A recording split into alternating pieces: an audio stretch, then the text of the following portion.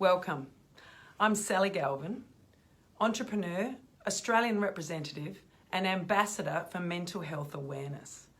I am passionate about creating grounded, resilient, well-adjusted children reach their full potential and fly. And I'm here today speaking with Dr Martin Hopkins.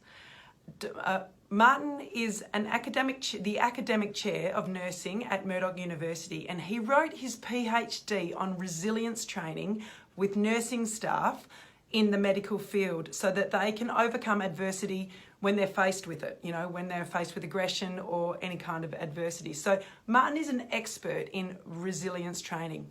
Not only that, he has had 10 years first-hand experience within the emergency care departments, not only in Australia, but in the United Kingdom. So Martin knows firsthand the importance of resilience and resilience training, and when it's not met, the outcome that today's problem, society's problem today in our outcome with 8 Australians a day dying through suicide. So welcome, Martin. Thank you. I'm glad you could join us. So Martin, from your expert opinion, we would really like to know what the benefits of, what is resilience, first of all, and what are the benefits of building resilience in everyday people, every day? Yeah, thanks, Sally. Resilience is really important. So resilience is the ability to bounce back from adversity. So it's been when we're faced with adverse events in any form of life, in our everyday life, that we have the strategies and the mechanisms to be able to understand that and rationalise it and move on from it and not be negatively affected by those areas. And that's really key, is to be able to identify what's negative and that it makes us feel horrible and feel emotionally vulnerable, and be able to deal with that, be able to compartmentalise it, rationalise it, understand it, and then move on. So some people are fortunate enough that they can do that naturally. They naturally have very high resilient factors, and they can do that, and they can do that really rapidly as well, and be able to identify that and move on. Other people, and most people aren't that adept, and they're not that adept to dealing with those kind of things. So what we have to do as healthcare professionals and researchers is identify those people and those vulnerabilities and not tell them what their vulnerabilities are. They know what their vulnerabilities are. People know what upsets them and what hurts them.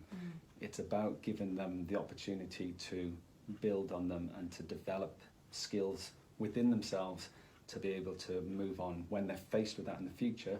Move on from that.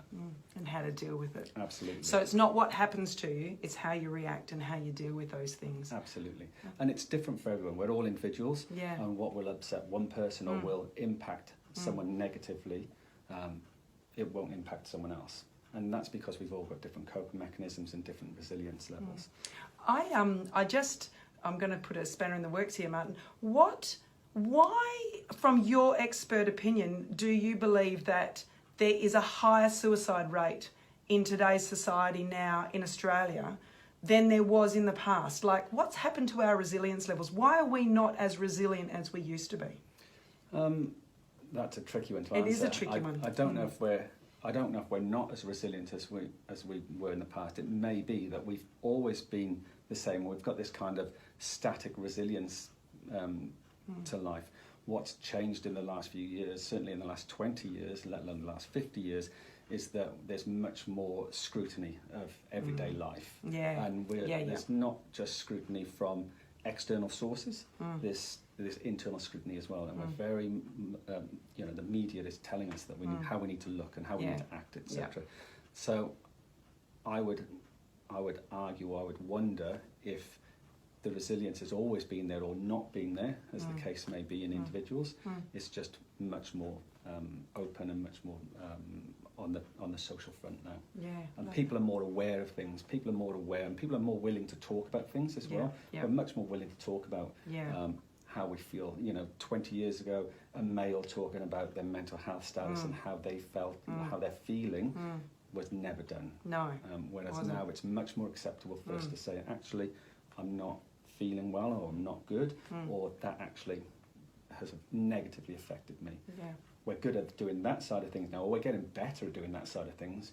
What we're not so good at is turning that negativity around to stop us going into a negative spiral, Yep. turning the spiral around into a positive spiral, Yep. and getting ourselves out of those situations. Yeah.